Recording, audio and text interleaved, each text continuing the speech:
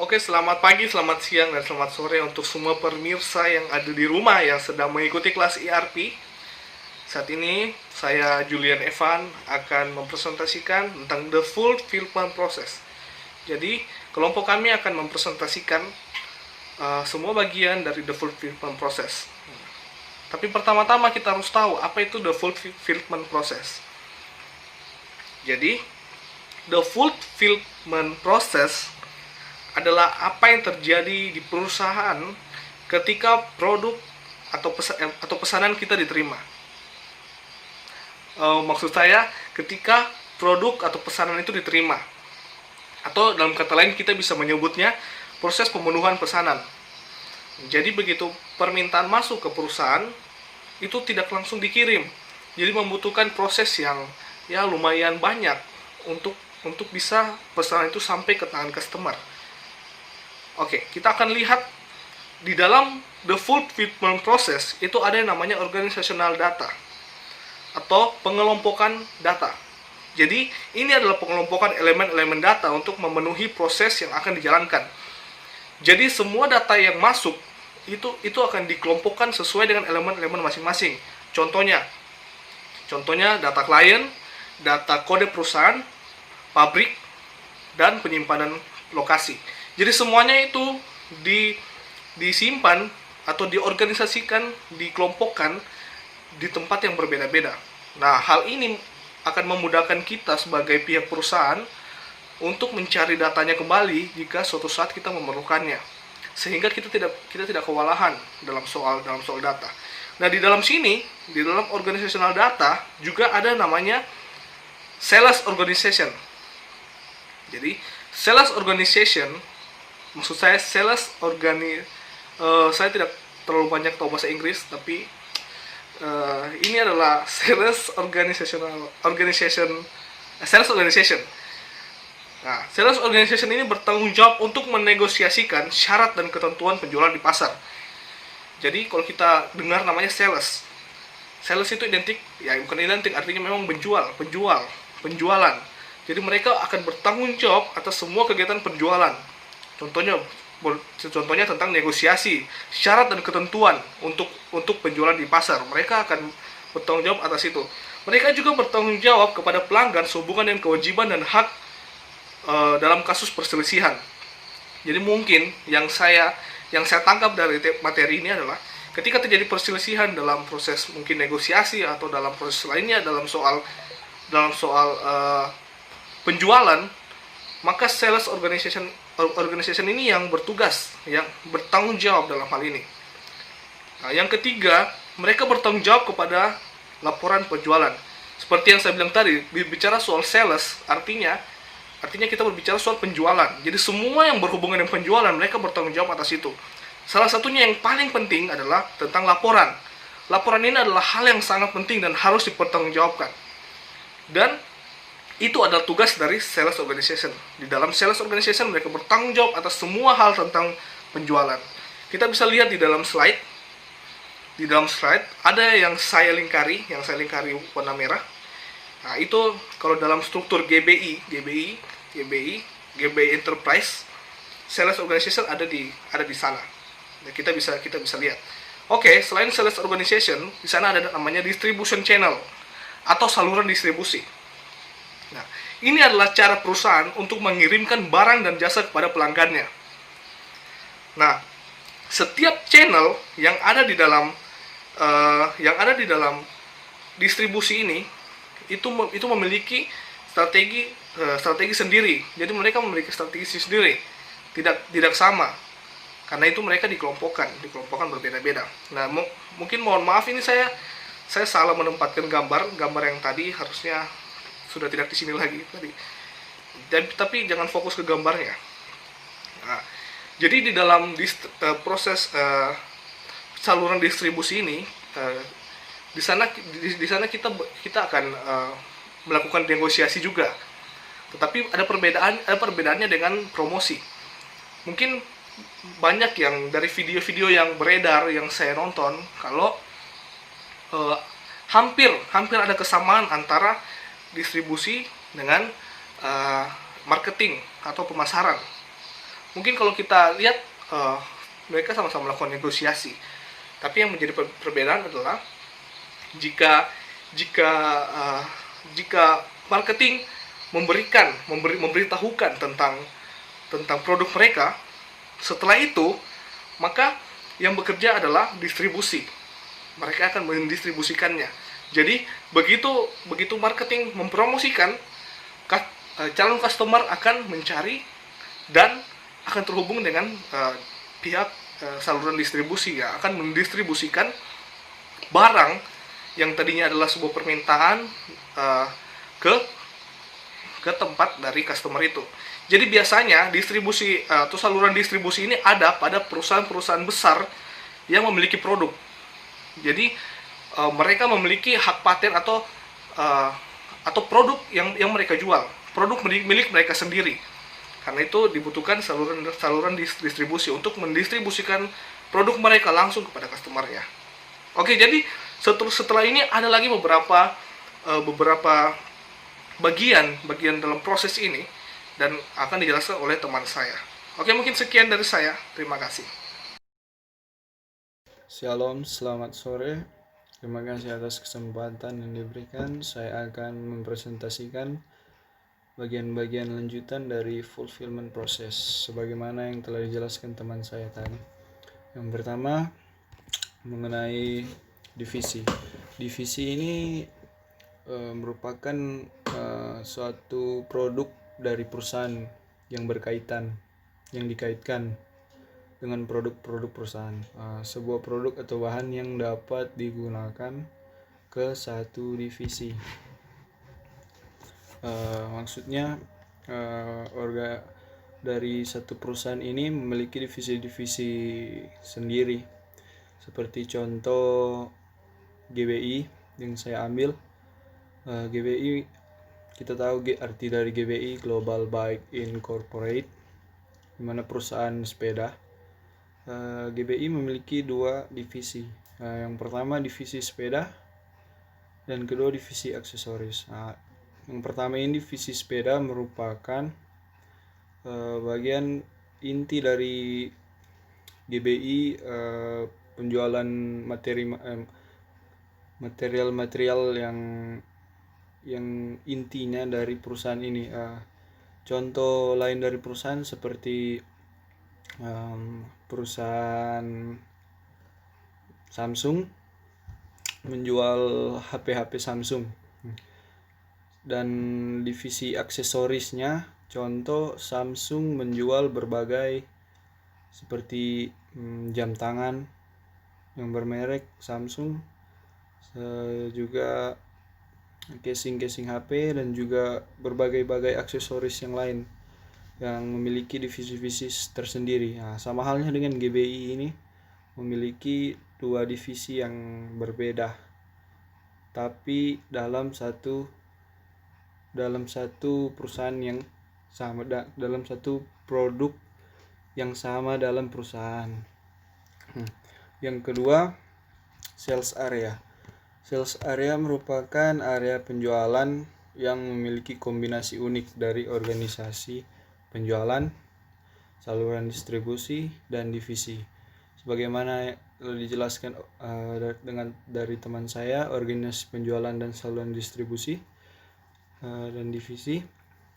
Area sales area ini hanya ditetapkan ke satu kode perusahaan. Semua dokumen yang terkait dengan proses-proses perusahaan seperti kutipan dan daftar-daftar kemasan yang dimiliki oleh satu area penjualan. Contohnya seperti produk Apple menjual berbagai merek-merek HP. Perusahaan Apple memiliki kombinasi toko online yang kita ketahui, toko retail dan toko pengecer.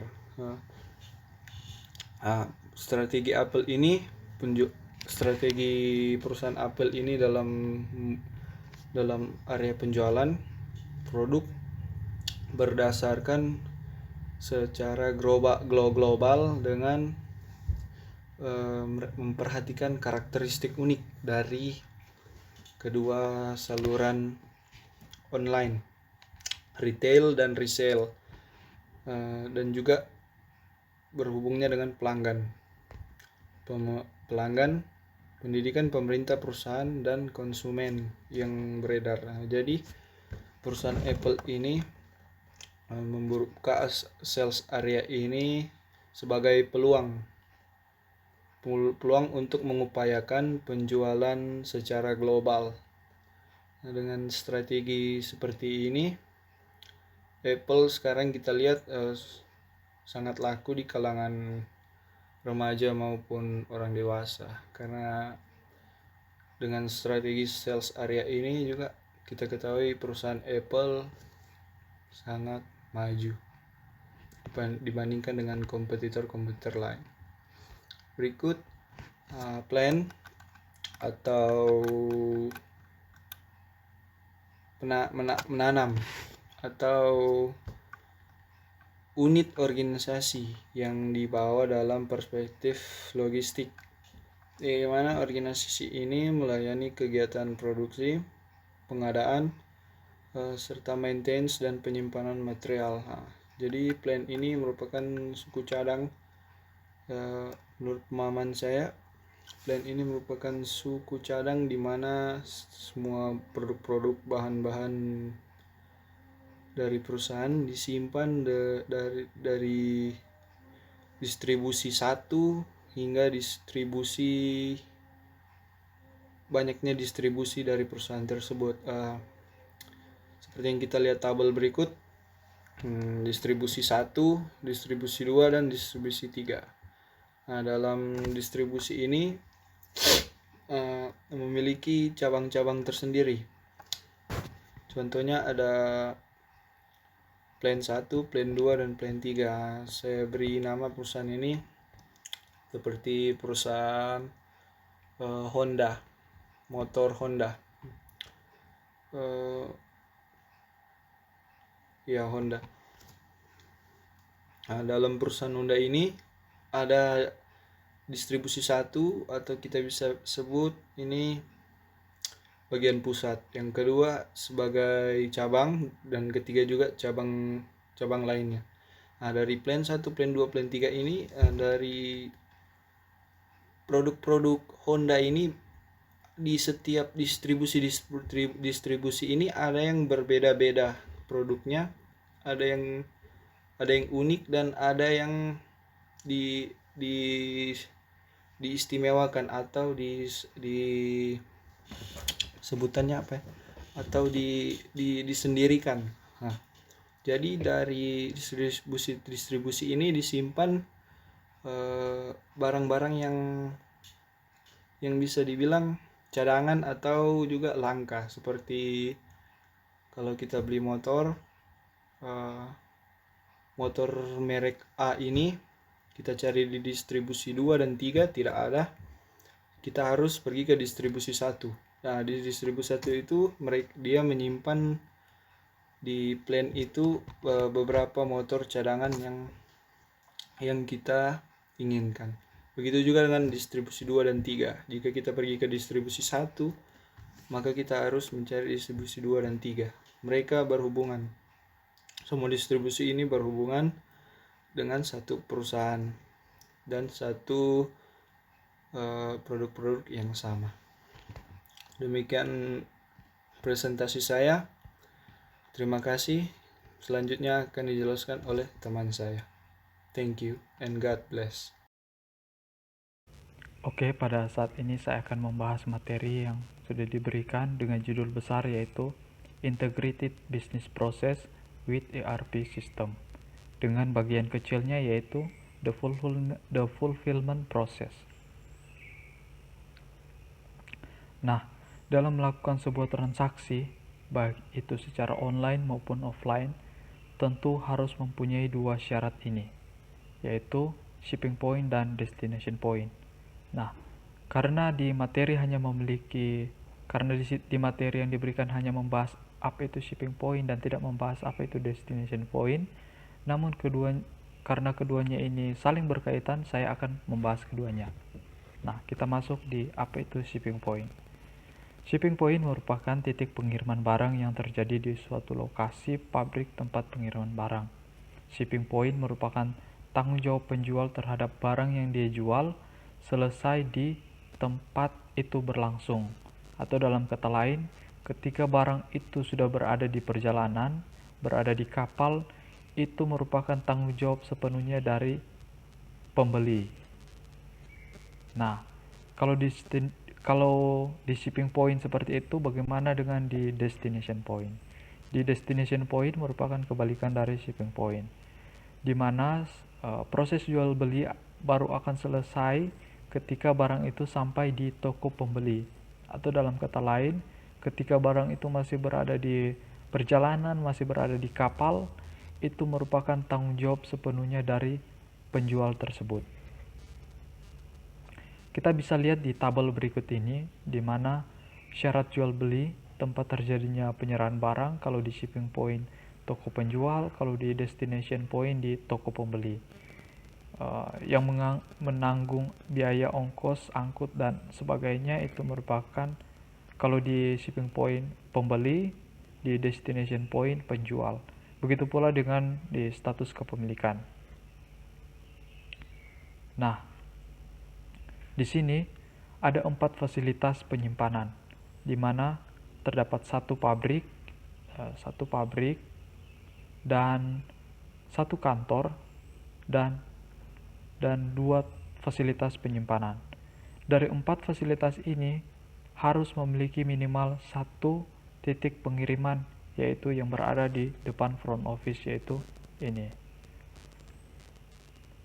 Nah, barang-barang yang ada di fasilitas lain ketika akan dikirimkan harus melalui fasilitas yang ada di depan front office ini agar barang itu bisa dikirimkan.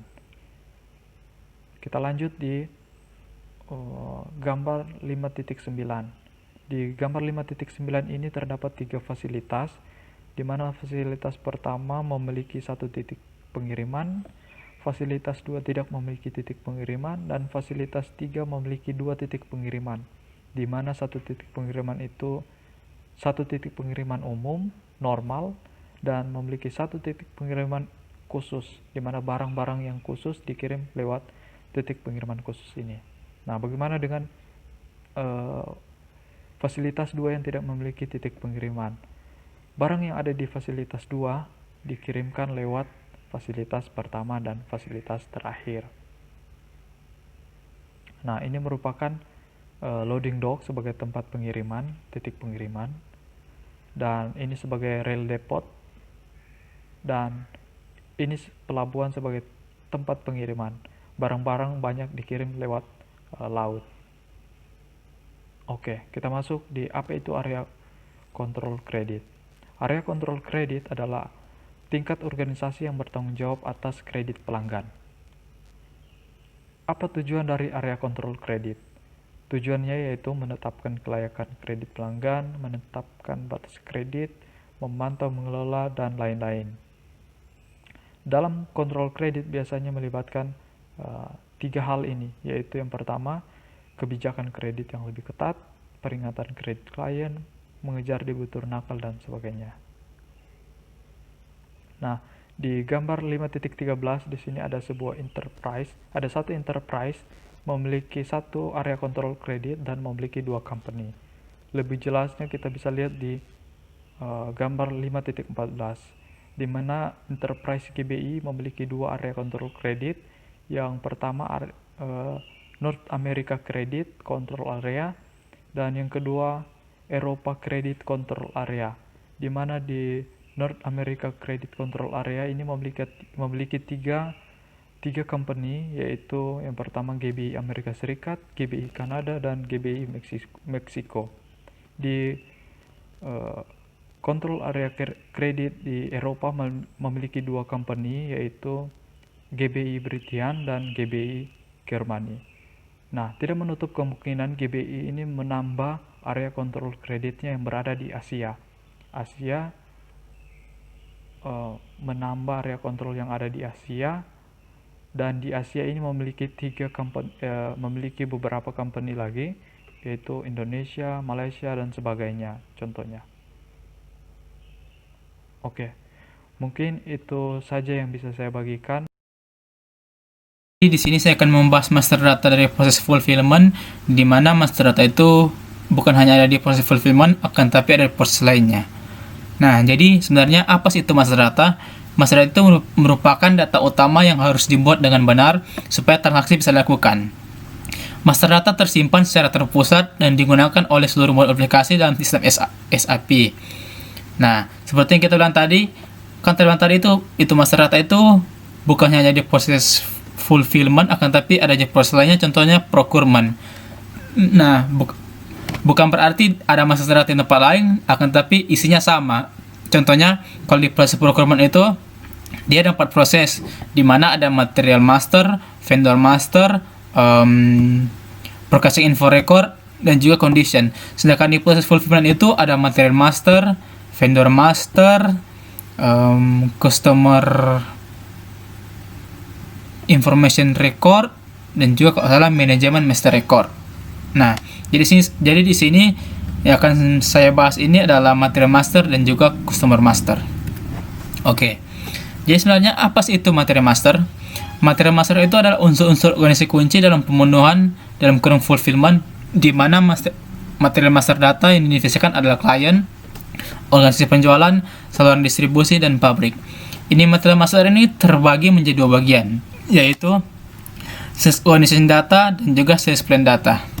Nah, ini sales organization data ini adalah kombinasi data organisasi, penjualan, dan saluran distribusi. Nah, DP contoh data dari sales organization data itu adalah contoh pabrik pengiriman, unit penjualan, dan jumlah minimum. Dimana kalau itu pabrik pengiriman itu, dimana itu DP pabrik pilihan tempat pengiriman dan juga saluran distribusi. Sedangkan kalau yang kita bilang tadi unit penjualan itu DP satuan ukuran, yang contohnya DP satuan ukuran itu dos lah, galon, kardus. Misalkan contohnya DP satuan ukuran penjualan itu misalkan perusahaan Aqua dang, dia rupa kardus atau dos itu yang penting begitulah. Nah, sedangkan itu jumlah minimum itu data pengiriman dan data jumlah minimum yang yang sementara itu pabrik kirimkan DP itu. Sedangkan lanjut berikutnya adalah sales plan data. Sales plan data memberikan detail tentang bagaimana bahan itu nantinya dikirim dari pabrik itu. Jadi sales plan data ini itu lebih membahas khusus bagaimana itu bahan dan itu dikirim di pabrik itu. Contohnya kalau misalkan tuh barang itu dia rupa makanan fast food begitu yang harus dingin. Jadi dia DP data itu dalam data itu ada truk begitu, dan truk truk ace itu. Intinya truk ace itu deh sih. Nah, dan juga ini data ini juga membahas DP pemuatan material. Misalkan itu material itu dia kalau misalkan perusahaan itu jual batu. Nah, itu kan kalau mau pemuatan material itu otomatis butuh forklift atau sesuatu yang angkat berat begitulah. Jadi pemuatan material itu bisa seperti forklift, crane, kereta tangan yang seperti yang orang biasa bawa di mall-mall itu. Nah, jadi begitulah. Baru di berikut yang bagian kedua yang saya bahas itu adalah customer master, di mana customer master data itu adalah data yang diperlukan untuk melakukan bisnis dengan pelanggan dan untuk melakukan transaksi yang secara khusus terkait dengan pemenuhan proses. Jadi di customer master ini terbagi menjadi 3 segmen, di mana DP 3 segmen data itu adalah general data, accounting data, dan sales area data. Nah, kira-kira ini hubungan relasi dari yang ketiga yang segmen dan tadi. Akan tapi sebelum kita perhatikan ini, mari kita perhatikan pengertiannya dulu. Jadi, sebenarnya apa sih itu general data? General data itu didefinisikan di tingkat klien. Mereka berlaku untuk semua area penjualan klien dan kode perusahaan. Contoh data umum adalah nama, alamat, dan nomor rekening pelanggan. Dan kalau di data umum ini bukan cuma ini berarti ini 3 ini dia, bisa juga tolong tambahkan contohnya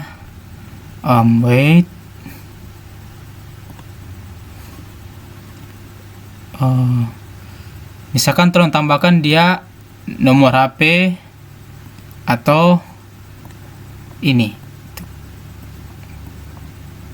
Daripada mau repot-repot ganti, turun ganti sini aja. Email.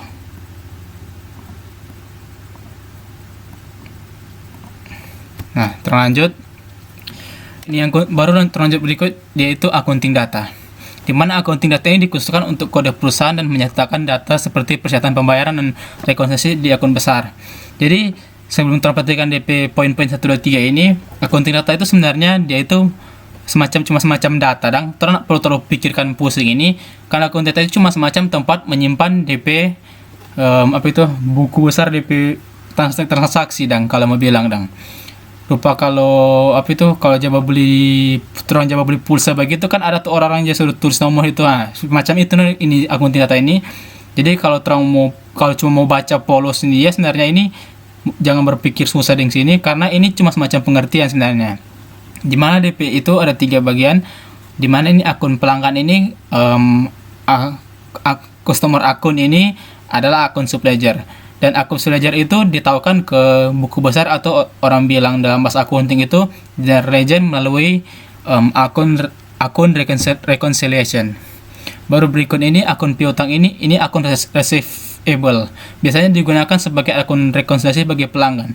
Departemen akuntansi biasanya akan menyelesaikan bagian ini dari master pelanggan. Jadi tidak perlu terlalu pusing dengan ini, karena ini cuma semacam data dan di tempat penyimpanan, bukan semacam ada proses atau apa begitu, atau DP contoh. Lanjut berikut. Ini yang terakhir ini berikut adalah sales area data. Sales area data itu dikhususkan untuk area penjualan tertentu, di mana ia terdiri dari satu organisasi penjualan, satu saluran distribusi, dan satu divisi. Data area penjualan terkait dengan fungsi penjualan, pengiriman, penagihan, dan mitra. Jadi ini bicara tentang data, DP data pengiriman, DP data penjualan, DP mitra, dan DP penagihan.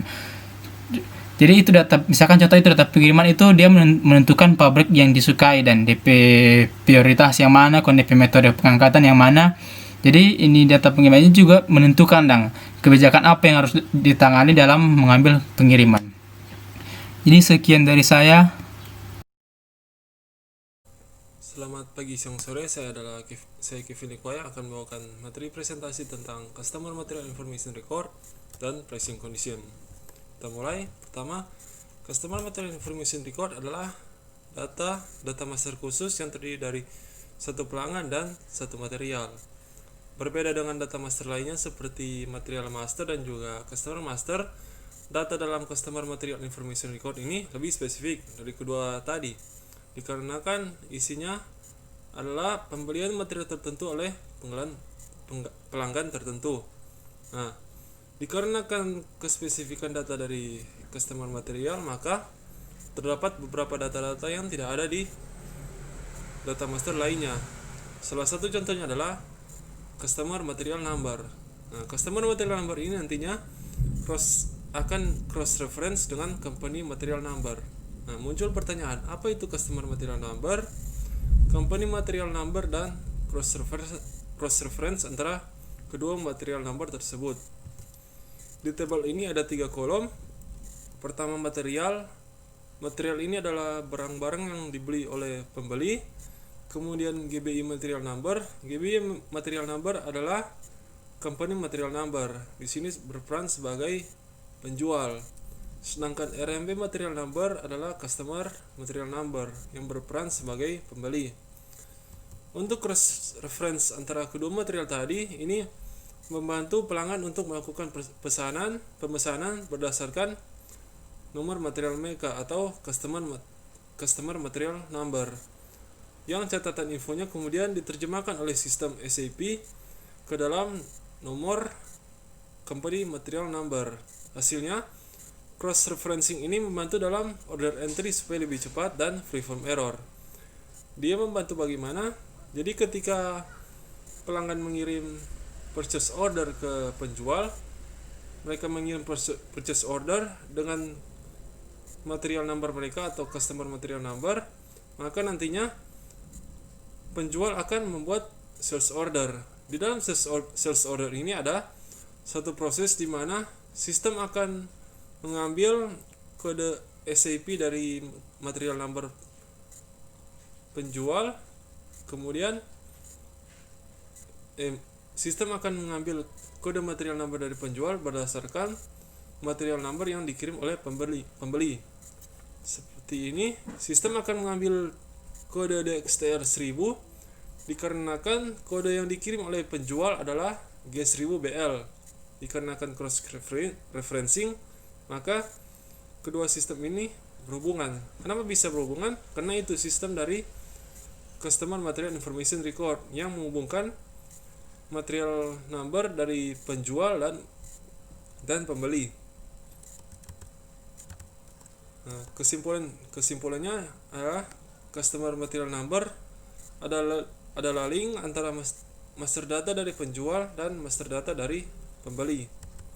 Selanjutnya, dalam preferensi yang berkaitan dengan pengiriman seperti delivering plan dan partial deliveries yang termasuk dalam customer master, tetapi dalam kasus tertentu itu tidak tercatat di customer master, tetapi tercatat di customer material information record. Mengapa itu terjadi? Itu terjadi jika preference berbeda untuk materi yang berbeda. Apa artinya itu? Jadi dalam contoh kasus di mana dalam suatu pengiriman ada pengiriman yang dikirimkan ke plan A, tetapi ada satu barang yang harus dikirimkan ke plan B. Nah, perubahan atau preferensi ini akan dicatat di Customer Material Information Record, bukan tercatat di Customer Master. Mengapa tercatat di Customer Material Information Record? Karena itu ada material yang berbeda yang dikirim ke plan yang berbeda. Karena itu mereka tercatat di Customer Material Information Record.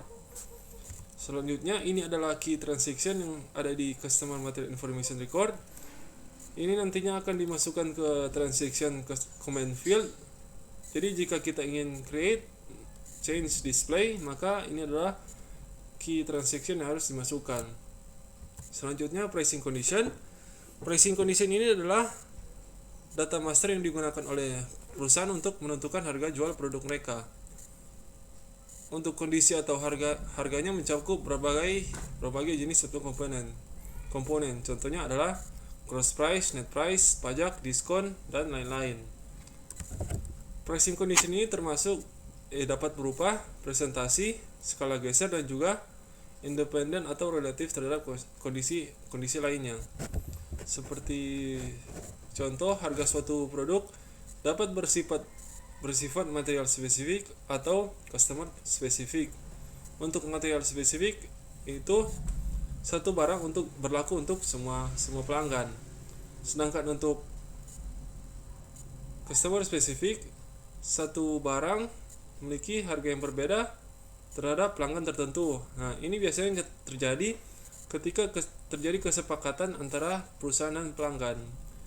Seperti contoh kasarnya, ketika kita menjadi reseller, kita akan membayar harga yang berbeda ketika kita membeli harga satuan. Nah, dikarenakan terdapat berbagai kondisi tadi seperti gross price, net price, dan lain-lain, maka perusahaan memiliki prosedur untuk menentukan kondisi yang tepat untuk pembelian dari pelanggan.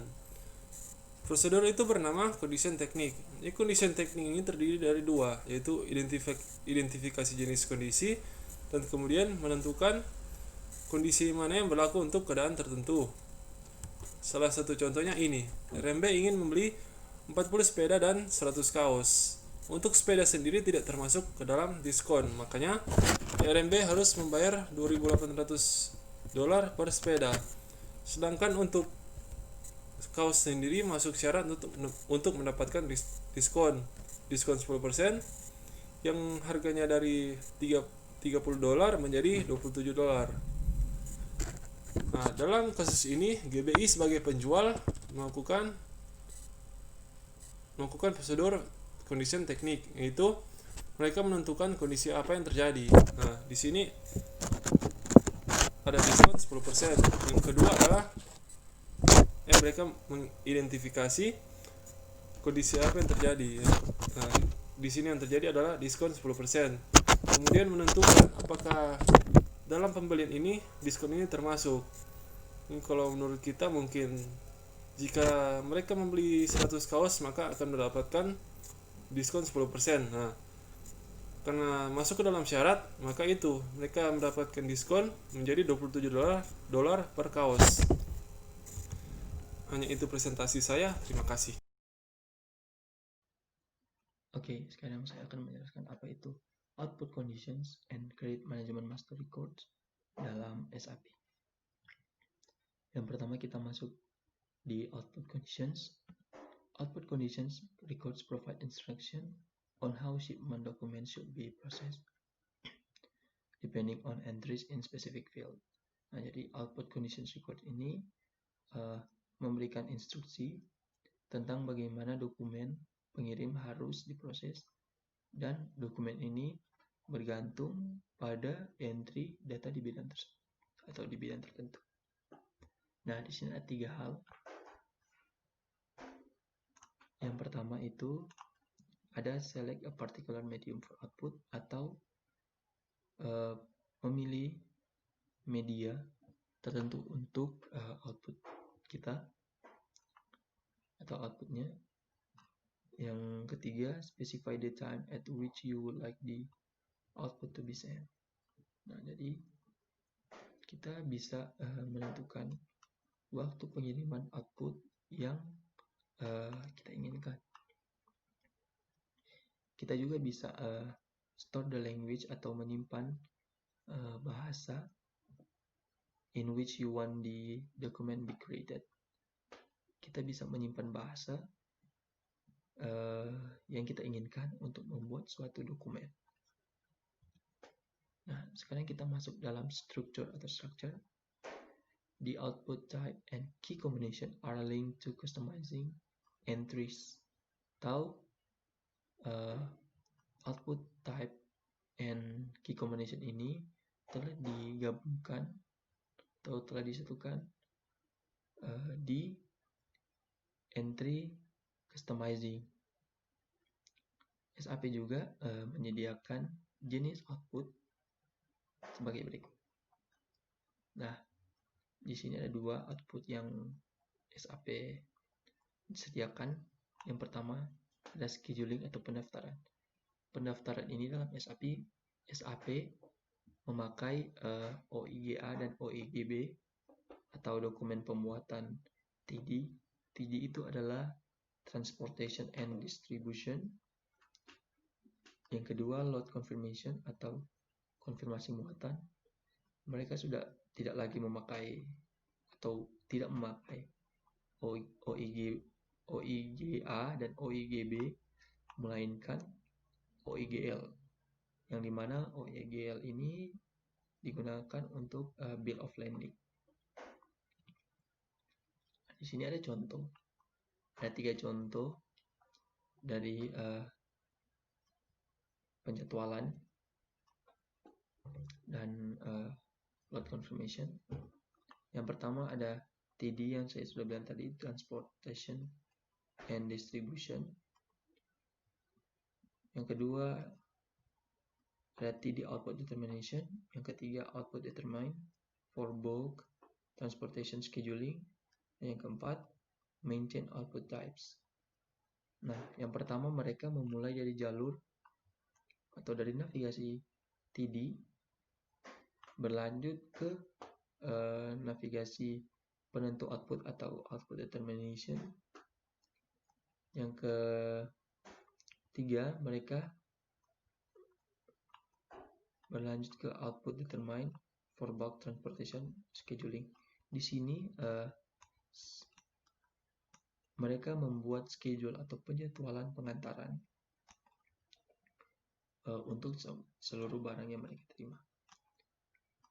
Setelah itu mereka mempertahankan barang tersebut, mempertahankan schedule tersebut. Yang kedua sama juga, cuma bedanya di sini adalah yang nomor 3 ini, yang output determine for bulk transportation loading. Karena di sini mereka sudah memuat barang-barang yang ada Karena pertama mereka sudah schedule, sudah menentukan jadwal pengantarannya kapan. Dan yang kedua, langkah selanjutnya mereka memuat barang-barang yang akan diantar. Nah, yang ketiga sama, bedanya juga di sini. Kalau yang ketiga ini mereka sudah mengkonfirmasi delivery-nya atau delivery confirm. Mereka telah melakukan konfirmasikan bahwa barang-barang tersebut yang ada pada mereka telah mengantarkan atau telah dalam pengiriman. Nah, di sini juga ada contoh sama juga seperti tadi. Di sini ada pengertian, an output determinant procedure exists in customizing for is oil and gas downstream.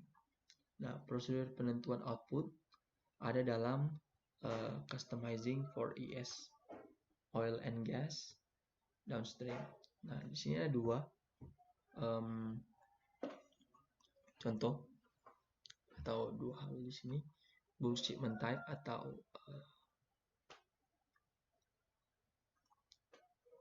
shipment massal, tipe shipment massal, dan proses. Nah, di contoh ini juga sama kayak tadi, cuma mereka di sini bilangnya yang di keempat, mereka mengassign atau menetapkan kondisi-kondisi atau output-outputnya. Nah, pertama kan mereka sudah men-schedule barang-barang yang akan diantar, baru mereka assign output conditionnya. Baru mereka memuat lagi barang-barang tersebut. Ini adalah contoh. Barang tersebut, baru mereka assign output conditionnya lagi.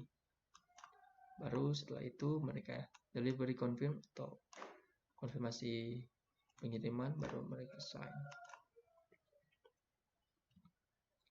Nah, di sini ada contoh dari pembuatan output condition record. Yang pertama itu ada choose atau memilih, baru logistik, sales, distribution, and bulk transportation. Yang kedua ada output, sama juga kayak contoh-contoh yang tadi, tapi ini lebih simple kayaknya. Baru scheduling, penjadwalan, baru create. Nah, create ini mereka membuat data baru untuk dikeluarkan dan dimasukkan ke load confirmation. Lalu mereka buat lagi data baru dan mereka keluarkan di del confirmation. Baru mereka buat lagi data baru dan membuat outputnya. Lalu mereka masuk di condition record display atau layar condition record. Baru ke yang ketiga, enter the output type and choose enter. Mereka memasukkan tipe output dan memilih enter dan memasukkannya. Baru mereka enter di required data. Setelah itu yang terakhir, save the condition record.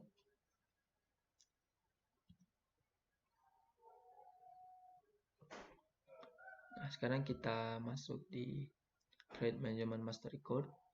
Nah, di sini saya menambahkan sedikit tentang Credit Master Data karena Credit Management Master Record ini termasuk dalam Credit Master Data. Ini adalah definisi dari Credit Master Data. Definisinya adalah all credit relevant business partner data that you want to use in SIP credit management for monitoring credit risk. You define and update credit master data in the master data record of respective business partner. Jadi semua data mitra terkait dengan kredit yang ingin kita gunakan dalam manajemen kredit SAP untuk memantau juga risiko dari kredit. Nah, kita juga bisa menentukan dan memperbarui data master kredit dalam catatan data dalam setelan data master dari masing-masing mitra bisnis kita. Lalu selanjutnya ada definisi dari Credit Management Master Record. Credit Management Master Record are additions to notes customer which include data relevant to management credit for this customer. Jadi Credit Management Master Record ini adalah untuk mencatat tambahan untuk mencatat pelanggan yang menyertakan data yang relevan dengan manajemen kredit. Nah, di sini ada 3 segmen dalam Credit Management Master Record. Yang pertama itu ada general data atau data umum.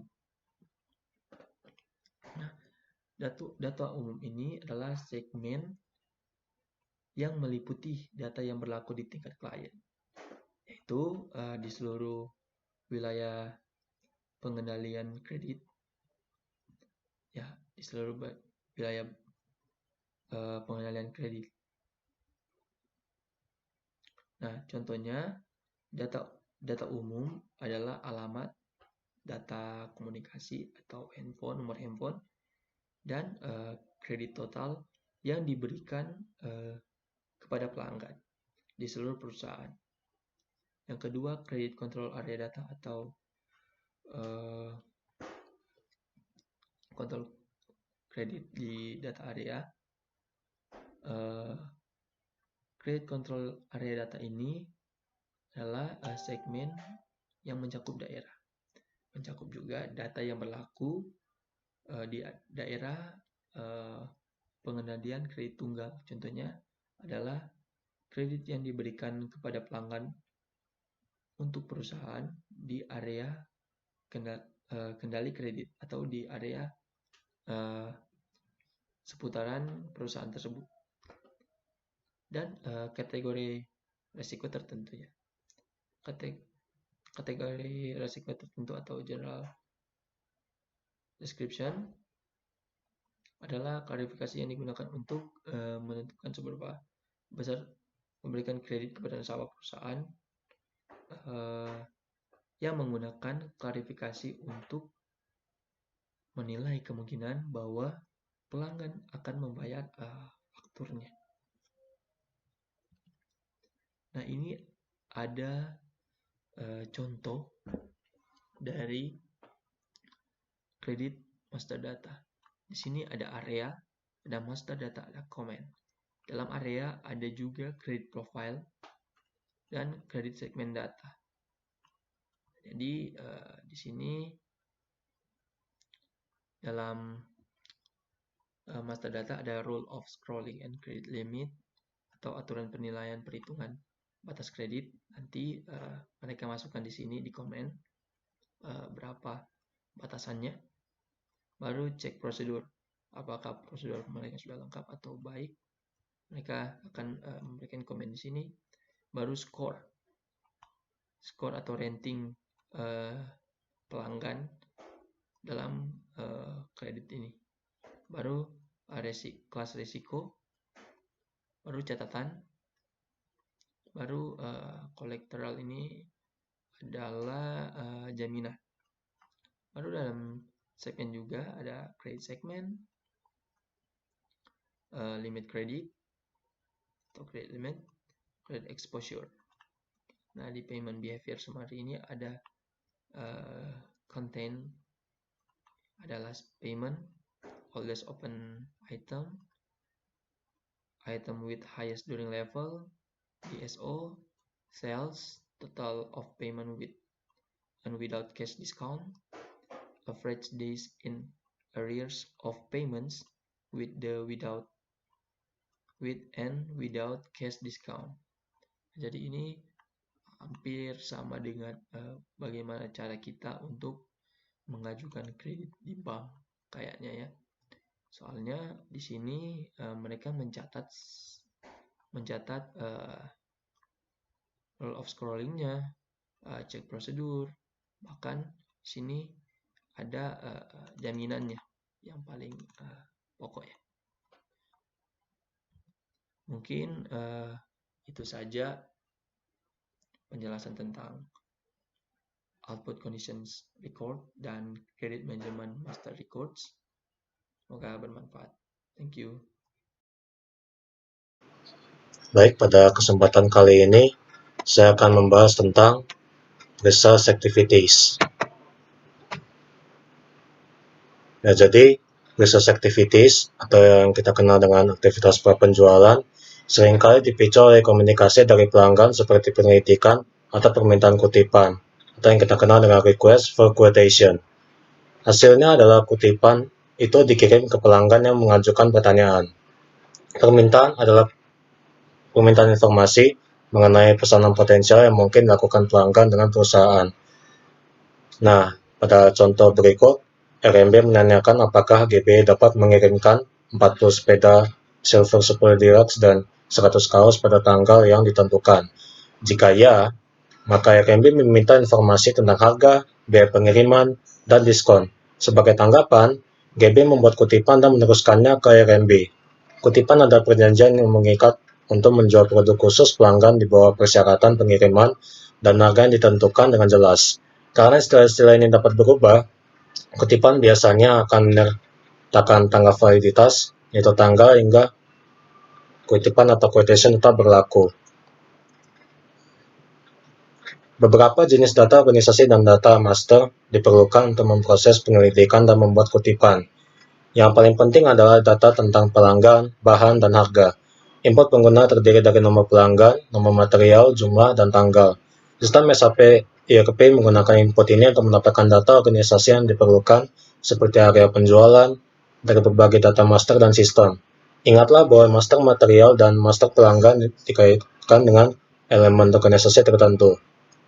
SAP ERP juga menggunakan nomor pelanggan untuk mendapatkan data pelanggan yang diperlukan, seperti informasi kontak dari master pelanggan.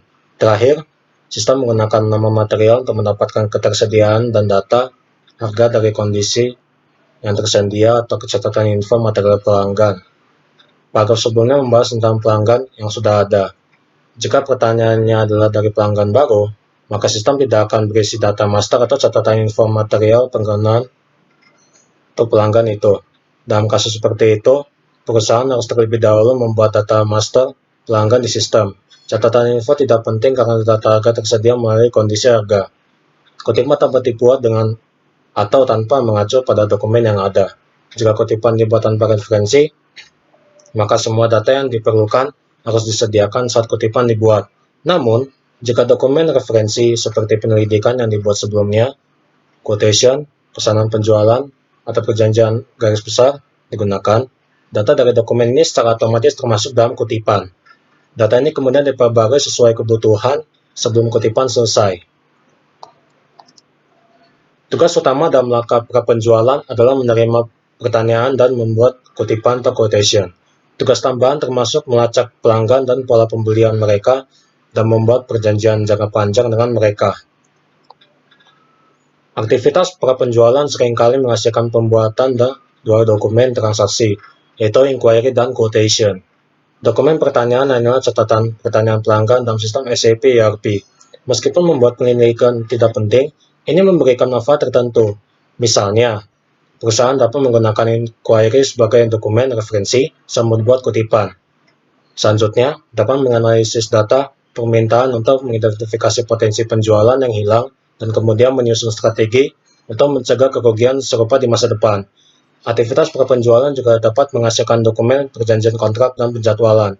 Tidak ada dokumen material yang dibuat karena tidak ada pergerakan material. Tidak ada dokumen akuntansi yang dibuat karena aktivitas prapenjualan tidak berdampak pada posisi keuangan perusahaan. Hasil akhir dari aktivitas prapenjualan adalah komunikasi penawaran kepada pelanggan. Cara kutipan dikomunikasikan ditentukan oleh kondisi keluaran yang terkait dengan kutipan. Kondisi keluaran menentukan elemen berikut. Media keluaran yang digunakan untuk mengirimkan kutipan, penerima, artinya perusahaan dengan fungsi mitra yang sesuai yang menerima penawaran, dan tanggal pengiriman kutipan atau quotation. Untuk sepeda Rocky Mountain contohnya, GB menerima permintaan penawaran harga 40 sepeda dan 100 kaos. Sebagai tanggapan, GB membuat quotation yang memilih untuk tidak menggunakan dokumen yang ada sebagai referensi. Oleh karena itu, RMB harus memasukkan nomor pelanggan RMB secara langsung atau mencari RMB di daftar pelanggan untuk area penjualannya. Itu juga harus memberikan tanggal yang valid untuk kutipan dan kemudian memasukkan nomor dan jumlah bahan untuk bahan yang diminta RMB. Ketika pelanggan dan material ditautkan ke kutipan, sistem secara otomatis mengimpor data dari catatan induk yang relevan, seperti pelanggan, material, kondisi harga, dan catatan informasi material pelanggan ke dalam quotation. Ketika GBI telah menyelesaikan kutipan dan siap mengirimkan ke RMB, kondisi akhir menunjukkan bahwa RMB lebih memilih untuk menerima kutipan segera melalui email. Ya, sekian dari Visual Activities. Oke guys, selamat pagi, sore, siang, malam. Di sini saya akan menjelaskan mengenai Sales Order Processing dari mata kuliah Enterprise Resource Planning System. Pertama-tama, perkenalkan nama saya Brilian Abraham Lawrence, saya dari kelompok 2 dan kami mendapat materi mengenai the fulfillment. Oke, langsung saja. Salah satu tujuan dari kegiatan prapenjualan adalah mendorong pelanggan untuk melakukan pemesanan material atau jasa. Pesanan ini biasanya berbentuk pesanan pembelian atau PO pre-order yang dikirim oleh pelanggan ke perusahaan. PO pelanggan memicu langkah pemrosesan pesanan penjualan yang menghasilkan pembuatan pesanan penjualan dalam sistem SAP ERP. Sales order adalah dokumen internal yang berisi informasi yang diperlukan untuk mengisi pesanan pelanggan dalam bentuk standar. Gambar di bawah ini mengilustrasikan elemen-elemen kunci dari langkah pemrosesan pesanan penjualan. Di bawah ini adalah contoh gambar dari bagaimana pemrosesan penjualan. Data. Pesanan penjualan mencakup data yang terkait dengan pengiriman, penagihan, fungsi mitra, dan jika relevan, data dari kontrak dengan pelanggan. Pengiriman dan data penagihan diperoleh dari master pelanggan atau catatan info material pelanggan. Fungsi mitra diperoleh dari master pelanggan berdasarkan pihak yang dijual ke pihak tertentu. Di samping ini adalah contoh bagaimana data itu berputar dan bisa sampai ke sales order. Di sini ada pricing condition, contract, customer material info records, user input material master, customer master, dan organizational data. Task. Tugas utama dalam langkah ini adalah membuat pesanan penjualan. Seperti kutipan, penjualan pesanan dapat dibuat menggunakan salah satu dari beberapa dokumen referensi. Ilustrasi pada gambar di bawah ini juga berlaku untuk pesanan penjualan. Jadi, pesanan penjualan bisa dibuat dengan mengacu pada pertanyaan pelanggan, kutipan, kesepakatan, atau pesanan penjualan yang dibuat sebelumnya. Data dari berbagai dokumen referensi bisa digabungkan untuk membuat satu pesanan penjualan. Sebaliknya, satu dokumen referensi dapat menghasilkan beberapa pesanan penjualan. Jika kapabilitas manajemen kredit dari sistem ERP digunakan, maka pemeriksaan kredit pelanggan dilakukan. Jika kredit disetujui, maka proses pemenuhan terus berlanjut. Jika tidak, maka langkah tambahan diperlukan. Jika pesanan penjualan dikaitkan dengan kontrak pelanggan, maka tambahan tugasnya adalah menghubungkan pembelian pelanggan dengan persyaratan kontrak. Ini tindakan memungkinkan perusahaan dan pelanggan untuk memantau dan melacak penjualan untuk memastikan bahwa persyaratan kontrak dipenuhi. Pesanan penjualan adalah salah satu-satunya dokumen transaksi yang dihasilkan oleh langkah ini. Tidak materi atau dokumen akuntansi dibuat. Jika kontrak dikaitkan dengan pesanan penjualan, kemudian diperbarui untuk masuki kuantitas atau jumlah penjualan. Ada 4 konsekuensi, yaitu pemeriksaan ketersediaan, penjadwalan pengiriman, dan pengalihan persyaratan, serta yang kami pertimbangkan selanjutnya. Cek akan menentukan tanggal pengiriman sedini mungkin. Keputusan untuk melakukan pemeriksaan ketersediaan serta jenis dan ruang lingkup pemeriksaan didasarkan tentang pengaturan di master materi. Misal, sistem dapat dikonfigurasi untuk menghitung ketersediaan berdasarkan tingkat stok saat ini serta yang direncanakan penerimaan bahan, baik dari pengadaan maupun produksi.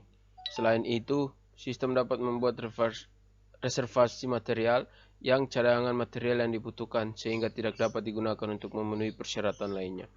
Pemeriksaan ketersediaan juga harus memiliki jumlah waktu untuk melakukan aktivitas yang relevan seperti pementasan materi, perencanaan transportasi, pemuatan, dan masalah barang. Pementasan materi mengacu pada persiapan bahan untuk pengiriman. Ini melibatkan pengambilan bahan dari penyimpanan mereka, lokasi, dan mengemasnya dalam wadah yang sesuai. Perencanaan transportasi. Proses ini di mana perusahaan menentukan cara terbaik untuk mengangkut material ke pelanggan berdasarkan berat, volume, model transportasi, dan variabel lain. Pemuatan melibatkan pemindahan material dari pabrik ke truk. Masalah barang sebagian besar berkaitan dengan pencatatan dampak keuangan pengiriman barang. Waktu yang diperlukan untuk menyelesaikan langkah-langkah ini dihitung menggunakan penjadwalan mundur, di mana perusahaan memulai dengan tanggal pengiriman yang diperlukan dan kemudian bekerja urutan terbalik untuk menentukan kapan setiap langkah harus dilakukan. Ini adalah contoh bagaimana tahap-tahap keempat tahap tadi dilakukan, dan ini adalah contoh dari pengambilan barang, pengemasan, dan pengiriman. Incomes order, material staging, transportation planning, loading, good issue, deliver. Dan di foto ini juga menjelaskan bahwa sales order and processing. Baiklah, masuk ke dalam materi dalam fulfillment process, yaitu tahap shipping. Langkah shipping atau pengiriman dilakukan ketika permintaan atau orderan menjadi jatuh tempo untuk pengiriman. Shipping terdiri dari beberapa tes yang diperlukan untuk menyediakan dan mengirimkan produk-produk. Delivery dokumen secara khusus dibuat untuk mengauthorize pengiriman pesanan yang sudah siap untuk dikirim. Lalu, material-material yang diperlukan diambil dari storage dan ditaruh ke dalam staging area yang dimana material-material itu dikemas. Jika task ini sudah terpenuhi melalui proses manajemen warehouse, maka langkah tambah dalam proses itu akan di-trigger. Setelah order yang telah dikirim, goods issue akan direkod ke dalam sistem yang memicu proses-proses dalam accounting.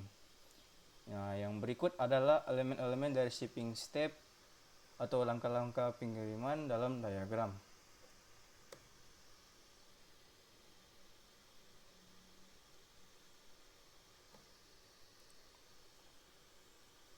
Lanjut, masuk ke data. Central dokumen atau dokumen inti dalam shipping atau pengiriman adalah delivery dokumen atau dokumen pengiriman. Apa fungsi delivery dokumen? Delivery dokumen bertugas untuk mengidentifikasikan material-material apa yang akan dikirimkan kepada pihak partner atau ship to party dan juga plan, organisasi atau cabang apa. Dokumen pengiriman lebih mengidentifikasikan storage location dari material-material. Nah, data dalam delivery dokumen dikompile dari beberapa sumber. Contohnya dalam figur berikut.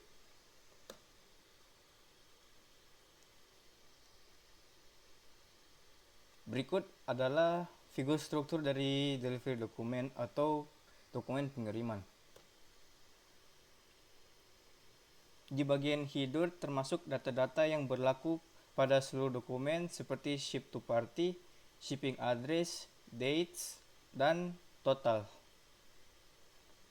Yang itu data tentang macam-macam item dalam pengiriman seperti material number, delivery quantity, dan berat berada pada line atau garis item yang terpisah.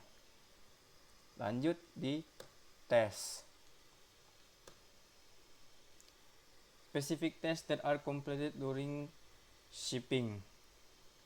Seperti apa yang telah dijelaskan sebelumnya, tugas-tugas spesifik yang telah dipenuhi selama shipping step adalah yang pertama, create delivery dokumen, kedua picking, ketiga packing, dan keempat post goods issue.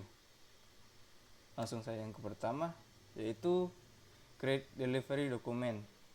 Membuat dokumen pengiriman berfungsi sebagai otorisasi pengiriman. Berikut adalah sebuah ilustrasi dari relationship between sales order dan delivery.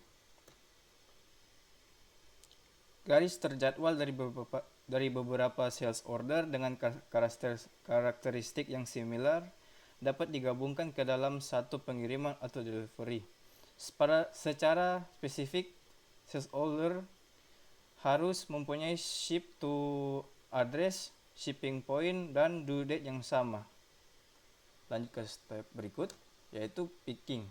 Tahap picking adalah yang opsional dan merupakan bagian dari proses warehouse management. Meskipun picking merupakan bagian dari warehouse management proses, tahap ini juga bisa di-trigger selama shipping step saat delivery dokumen dibuat. Delivery dokumen berfungsi sebagai permintaan untuk picking atau pengambilan. Delivery dokumen kemudian diubah menjadi transfer order dalam warehouse management process, dan transfer order itu dipakai untuk memenuhi physical movement dari material-material yang dibutuhkan untuk pengiriman. Lanjut yang ketiga. Setelah tahap picking, material-material akan ditaruh ke dalam staging area yang dimana material-material yang diorder akan mengalami proses packing atau pengemasan. Nah, biasanya material-material yang dikemas dengan itu ada yang pakai itu berupa variasi seperti karton, palet, dan kontainer. Lanjut ke tahap akhir, yaitu post goods issue. Goods issue menunjukkan tentang penggunaan internal, pengeluaran material, dan pengiriman kepada customer. Nah, lanjut di bagian outcomes. Shipping steps yang diakhiri dengan goods issue mempunyai banyak outcomes. Bisa dilihat ini, accounting, dokumen, updates. Outcomes ini terjatuh pada 3 kategori, yaitu yang pertama accounting impacts, yang kedua creation of document to record transaction data, dan yang terakhir update to master data and previously created document. Lanjut di bagian accounting impact dan creation of document to record transaction data. Shipping adalah tahap yang pertama dalam fulfillment proses yang mempunyai dampak dalam finansial. Lebih spesifik ke inventory account dari material yang dikirimkan akan di-charge, dan cost of goods sold account akan di-debit. FI dokumen pun dibuat untuk merekod data-data ini.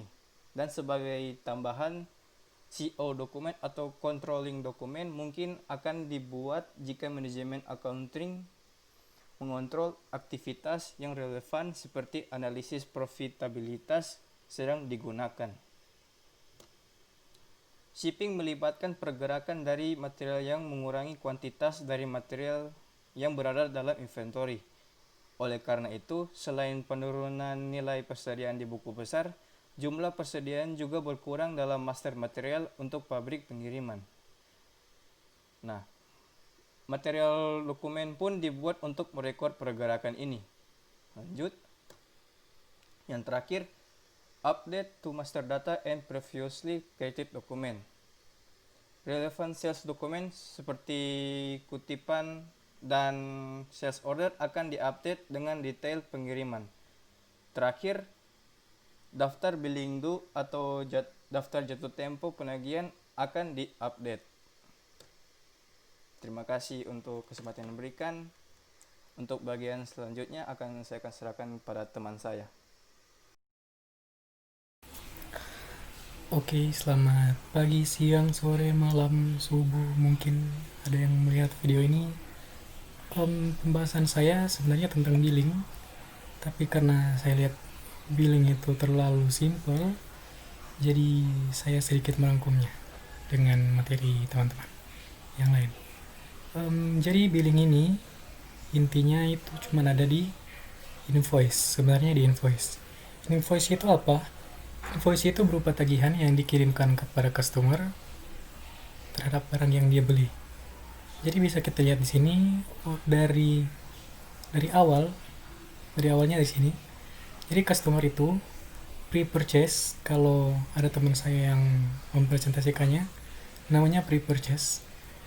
Dia memesan barang, baru dari departemen sales mensubmit pesanan yang dipesan oleh customer. Nah, di bagian billing sini akan mencek berapa harga yang harus dibayar. Seperti itulah kalau dari menurut saya. Terus apakah sudah diterima, yes atau tidak? Kalau sudah diterima, akan dilanjutkan oleh shipping atau pengiriman barang. Jadi dari shipping sini akan mencek inventory, apakah barangnya masih tersedia atau tinggal sedikit, nanti bisa kalau tinggal sedikit tinggal kita kirimkan permintaan untuk menambah inventory mungkin. Nah, lalu apakah inventory itu sudah siap dikirim? Nah, setelah siap dikirim, tinggal dikirim. Nah, sebelum dikirim, di bagian billing ini atau invoice, tagihan akan lebih dulu dikirim kepada customer sebelum customer membayar. Jadi harus dikonfirmasi dulu invoice-nya, harganya berapa, apakah barang yang dibeli atau diminta itu sudah sesuai dengan permintaan atau belum. Nah, sebenarnya simpelnya seperti itu, tapi kalau saya lihat di internet, lihat di PDF, materinya itu sudah kayak materi ekonomi, jadi saya kurang paham. Yang saya paham dari billing itu intinya invoice. Jadi invoice itu sekali lagi adalah konfirmasi pembayaran yang akan dibayar oleh customer. Lalu customer akan membayar. Nah, di sini juga ada materi yang akan teman saya bahas. Ya, kira-kira seperti itu order fulfillment process dari subjudul billing. Sebenarnya billing ini singkat-singkat saja. Ya, yang saya mengerti sebagai anak FIK itu hanya send invoice. Invoice atau kalau bahasa bodok-bodok, kalau orang mau pikir invoice itu cuman rupa, mau bilang stroke bukan, bisa dibilang ya sebelum barang itu ada, orang akan terima invoice dulu. Apakah barang yang dipesan itu sudah sesuai atau harganya sudah sesuai, atau jangan-jangan ini ini produsen menipu customer.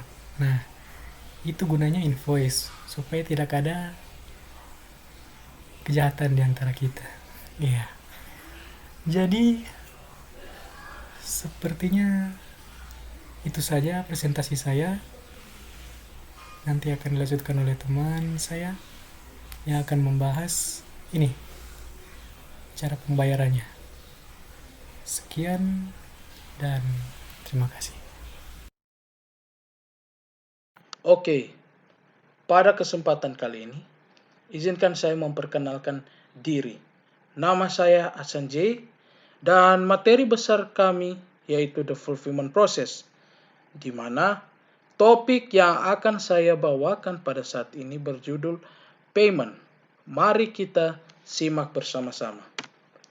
Nah, seperti yang kita ketahui bersama bahwa langkah terakhir dalam The Fulfillment Process adalah melakukan payment atau yang biasa disebut pembayaran yang dilakukan oleh customer atau pelanggan. Pembayaran diterapkan untuk barang yang belum dibayar dalam customer account. Nah, mungkin banyak bertanya-tanya, apa sih payment ini? Ya. Kalau saya cari referensi dari luar, Payment ini adalah sistem yang digunakan untuk pemindahan dana dari satu pihak ke pihak yang lain. Nah, tentunya di dalam sistem tersebut terjadi proses pembayaran seperti jasa, barang, tagihan, dan lain-lain. Nah, kalau kita lihat di bawah sini, ada 4 elemen of the payment step. Ya, tentunya di step pertama ada triggers, yang dimana di dalam triggers ada incoming payment. Lalu dari triggers kita beralih ke data, yang dimana data ada organizational data, master data, transaction data, dan yang terakhir adalah user input.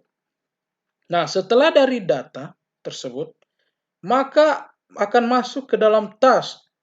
Ya, yang dimana di dalam task ada record payments, apply payments to open items, dan yang terakhir dari task menuju ke outcomes. Yang dimana di outcomes itu ada GL account entries, customer credit or increase, dan juga FI document. Nah, mari kita beralih ke data.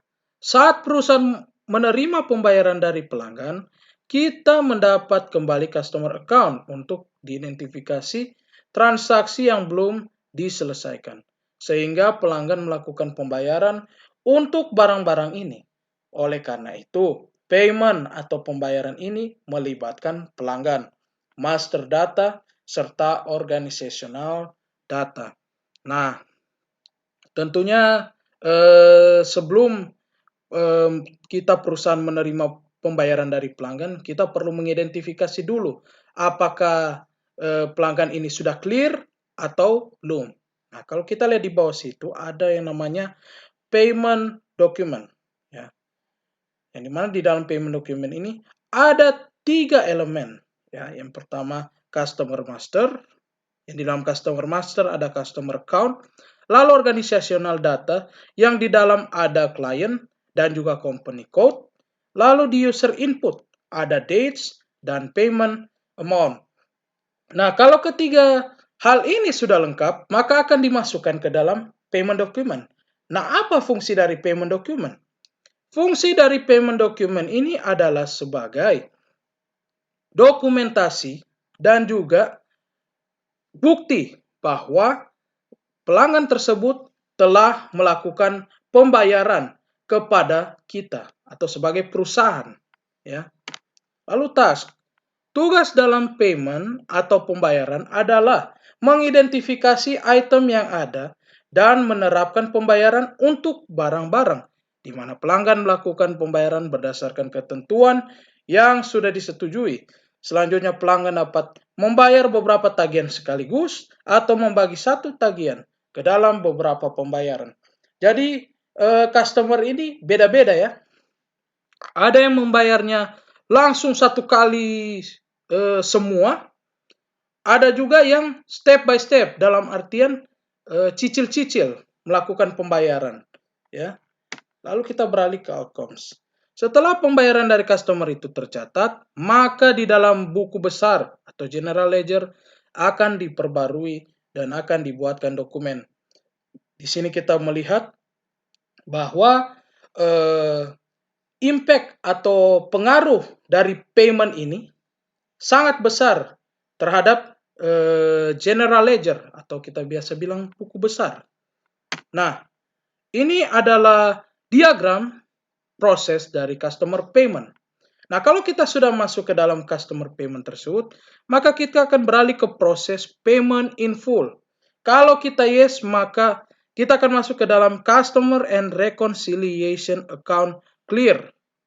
Tapi kalau no, kita masuk lagi ke proses yang lain, yaitu payment difference minor with tolerance. Yang dimana kalau kita yes, maka kita akan kembali lagi ke customer and reconciliation account clear.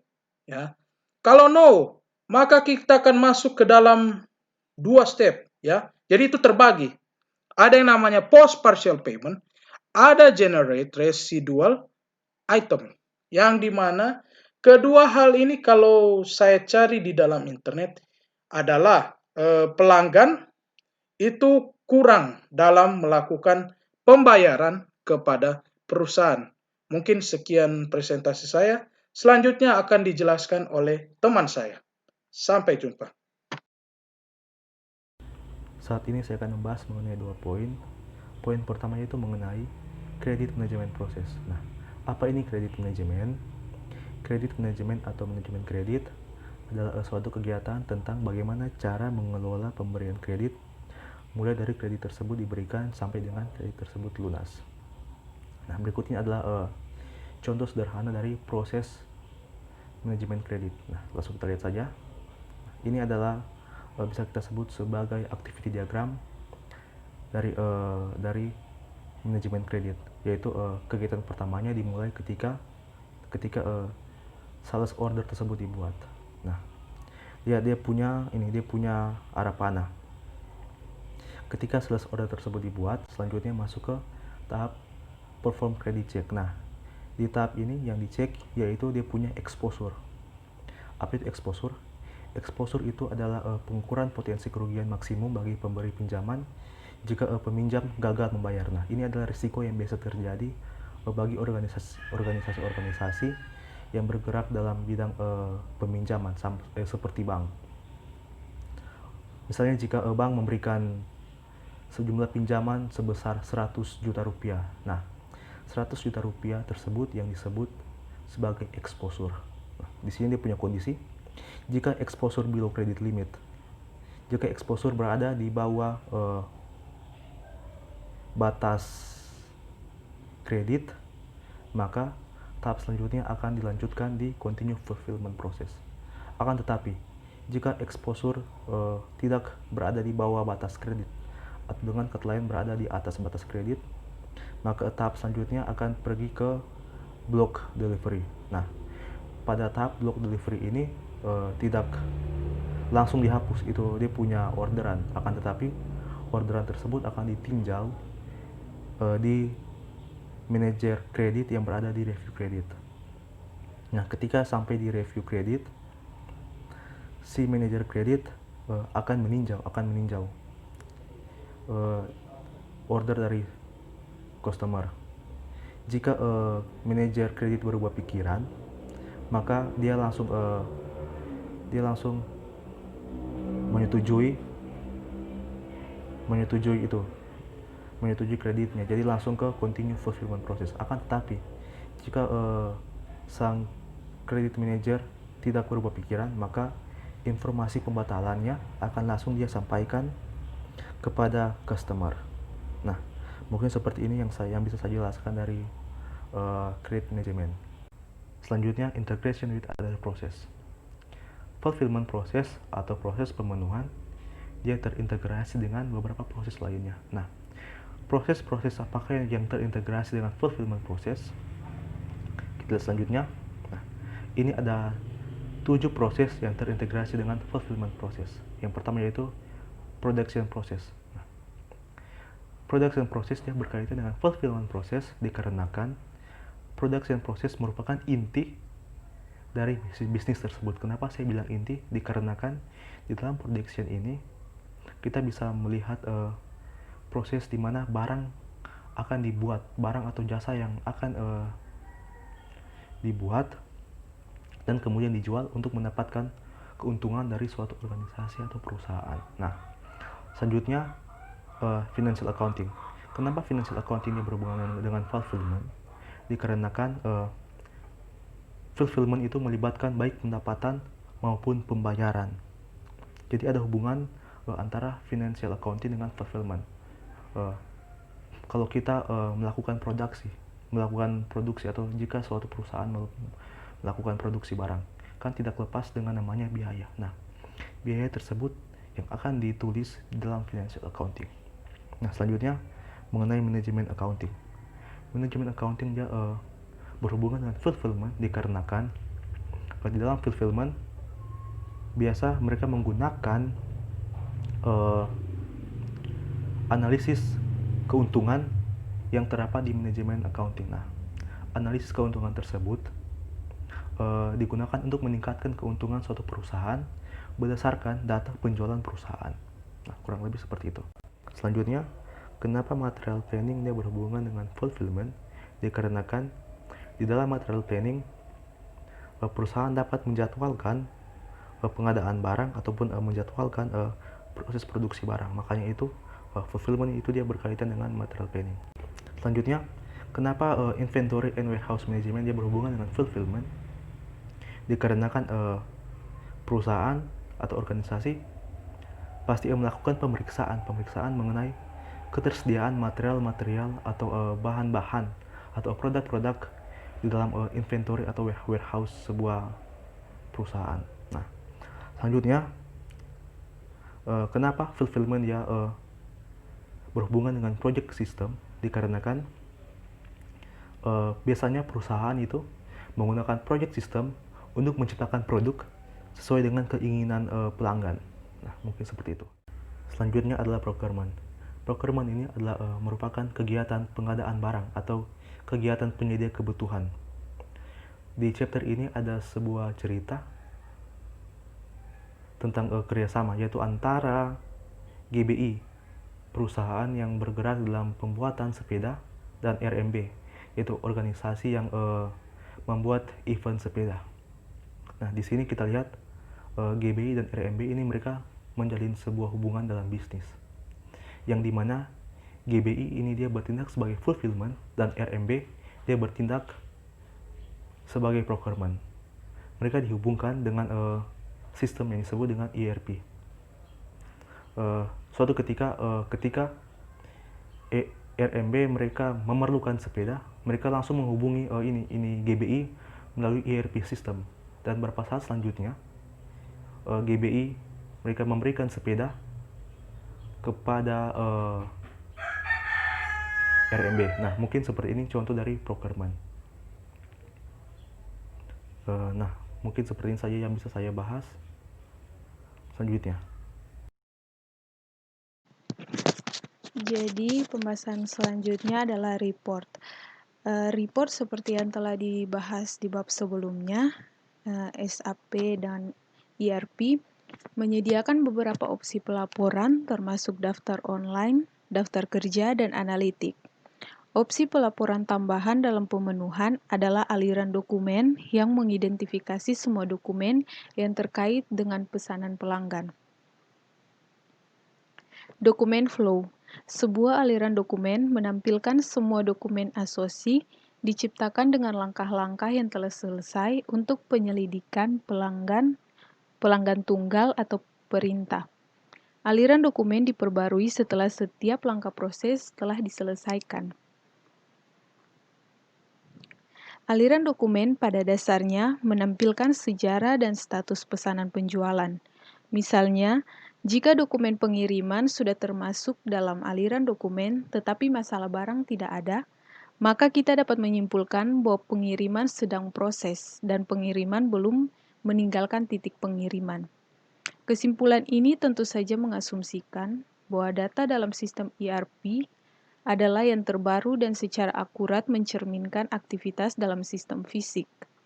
Semua dokumen yang mendasarinya, seperti pesanan penjualan atau faktur, dapat diambil dan ditampilkan dari aliran dokumen jika diperlukan lebih banyak rincian. Kita masuk pada worklist. Worklist atau daftar kerja mengidentifikasi tugas yang siap untuk diselesaikan. Daftar ini dapat dibuat untuk setiap tugas yang terlibat dalam pemenuhan, seperti menyiapkan pengiriman, pengambilan, masalah pos barang, dan penagihan. Salah satu contoh daftar pekerjaan pemenuhan adalah daftar jatuh tempo pengiriman atau daftar pekerjaan pengiriman yang pada dasarnya adalah daftar pesanan yang dijadwalkan untuk dikirim pada tanggal tertentu. Contoh lainnya adalah daftar pesanan yang dikirim tetapi tidak ditagih. Ini adalah contoh dari worklist. Pada gambar ini dia menampilkan serangkaian daftar pekerjaan yang terkait dengan tugas pemenuhan. Selanjutnya, online list. Online list ini digunakan untuk menghasilkan daftar dokumen yang terkait dengan data master tertentu. Dalam konteks pemenuhan, dokumen apapun yang dibahas sebelumnya dapat ditampilkan untuk pelanggan atau materi tertentu atau kombinasi keduanya. Di samping ini adalah contoh daftar pesanan untuk penjualan tertentu. 3 pesanan diberi label 1241, 1549, dan 1600. Daftar online ditampilkan menggunakan penampilan daftar terkait. Ini menyediakan beberapa opsi untuk menampilkan hasil seperti pengurutan dan penjumlahan. Contoh daftar online lainnya adalah daftar dokumen pengiriman untuk pelanggan tertentu, daftar pesanan penjualan untuk kombinasi khusus antara pelanggan dan material, daftar dokumen pengiriman untuk bahan tertentu atau kelompok bahan. Dan yang terakhir adalah analytics. Gambar yang di samping ini, dia menggambarkan struktur informasi yang digunakan dalam informasi penjualan sistem. Struktur informasi standar menyimpan data berdasarkan organisasi elemen, organisasi penjualan dan titik pengiriman, misalnya, serta data master seperti pelanggan dan material. Pada gambar ini, memberikan contoh analisis standar, khususnya analisis penjualan yang mencakup organisasi penjualan, nilai pesanan, dan jumlah yang ditagih. Untuk menampilkan pelanggan, di sini PillBikes dan Motown Bikes itu untuk organisasi penjualan yang dipilih. Sekian dari presentasi ini.